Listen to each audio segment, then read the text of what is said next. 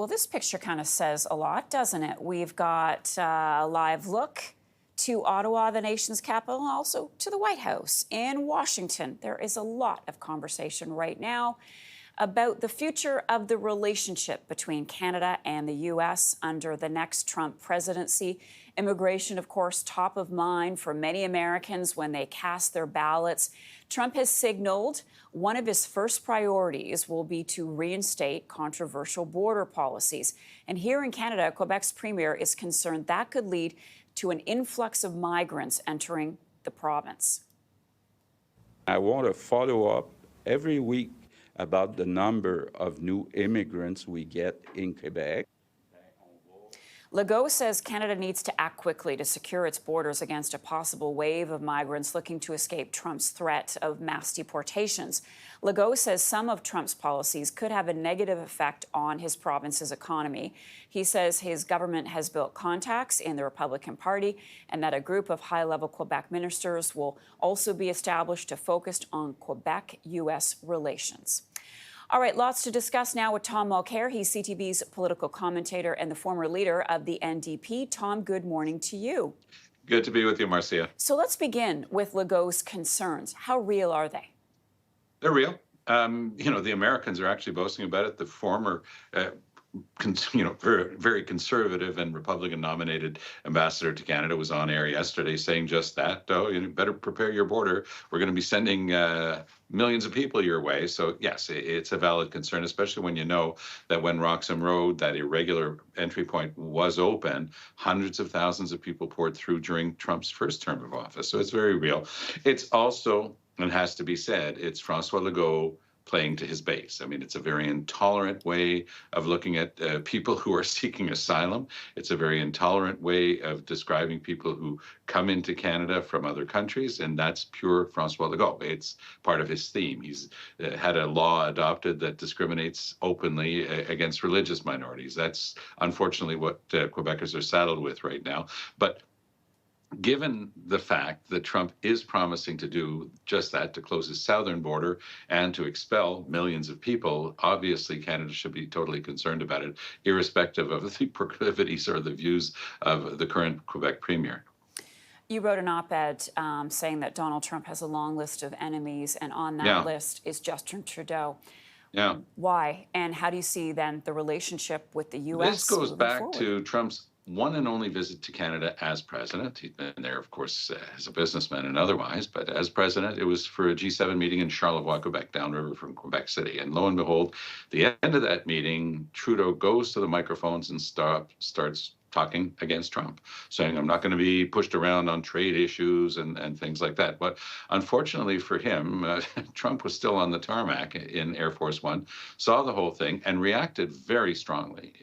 In particular on Twitter, saying, what is it with this guy? He's face to face, he's all very good with me, and then all of a sudden he starts blasting one on out there. That was one of the rare personal things I've seen from Trump. In other words, we saw so much acting, and he's the blowhard, and he's always the same guy. But this actually seemed personal and sincere, like what's happening with this guy? And by the way, he went specifically, and this is super important in our conversation we're having this morning, Marcia, he went specifically to supply management. He said, well, look at the 245 or whatever the number was, percent tariff you're slapping on eggs and poultry and milk and that sort of thing. So Canadians don't spend a lot of time thinking about what we call our supply management system, but in essence, it guarantees a good, fair price to small producers who own the family farm and are producing milk and eggs and poultry. And what it also does is it makes sure that large conglomerates don't come in and buy everything up the way it happens in the States. Well, that's back on the table. And we know it's back on the table because yesterday, the American ambassador, the current David Cohen, the current excellent ambassador to Canada, was in the Senate saying, don't make this a hill to die on. Don't defend whatever, come what may, supply management, because it's going to be on the table. Now, there's a bill before the Senate. That's why he was there. From the Bloc Québécois, it's extremely rare to see any maneuver by a third opposition party do that sort of thing. But what the Bloc has done quite cleverly is put supply management as something to be protected. So they have a bill before the House and now the Senate that should come back to the House that says in any trade negotiations, will protect supply management. Supply management is the exact opposite of what Americans want, a free market where, only market forces decide everything. It's something that protects producers. And yes, Canadians pay a few pennies more for a liter of milk, but we also have family farms, and that's one of the things that we hold dear. Out west, producers who are in the cattle industry, for example, are saying, hold on, if all of Canada's agriculture gets punished because we're defending supply management, then we're collateral damage to these current discussions. Now, that's super interesting because the Bloc, with one little maneuver, has actually managed to put both Trudeau and Poilievre into a bit of a bind. Poilievre knows that his base is out west, and his agricultural producers are not necessarily the egg and dairy and poultry producers who are largely concentrated in Ontario and in particular Quebec. So he wants to make sure he protects them, only natural for a politician to protect his base. Trudeau knows that there would be a lot of harm to him in Quebec and his chances there if he were to ever abandon supply management. The Bloc is sitting pretty. They're going to stop with this one maneuver. They'll stop Poilievre's advances in their area because Poilievre's chances of winning new ridings are all in the rural areas of the Bloc, Marcia. So this is a very clever political move. I think that both Poilievre and Trudeau would love it if this thing never made it out of the Senate, but it eventually will. And if it goes back to the House, they're going to have to vote on it. And it's going to be interesting to see whether they stand up and say they're going to defend supply management in any future trade negotiations, which is exactly what is on the horizon. And exactly what Trump would not put up with is this supply management.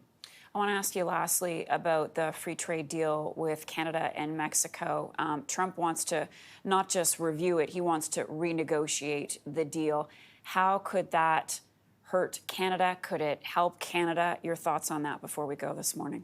Trump always takes the view that the minute somebody else makes a deal with him, it's because he's getting hard done by. That's always what he feels.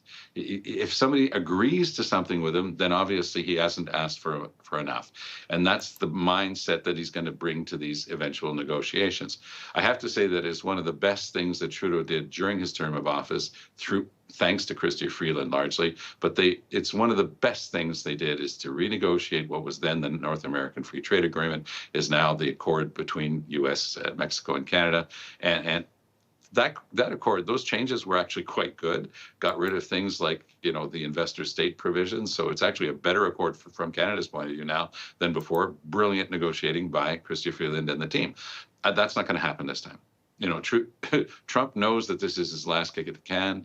There are things that he left on the table that he didn't want to leave on the table, and he will be gunning for us and for the Mexicans in this trade negotiation. And in particular, and this is something that will come back time and again, we don't talk enough about the rules that we have to protect our small family farms in Canada.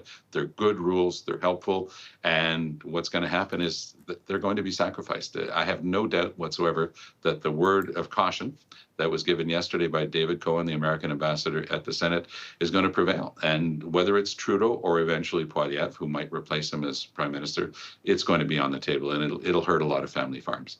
Tom Mulcair is our CTV News political commentator, and he's the former leader of the NDP. Tom, good to see you today. Thanks so much. Good to be with you, Marcia.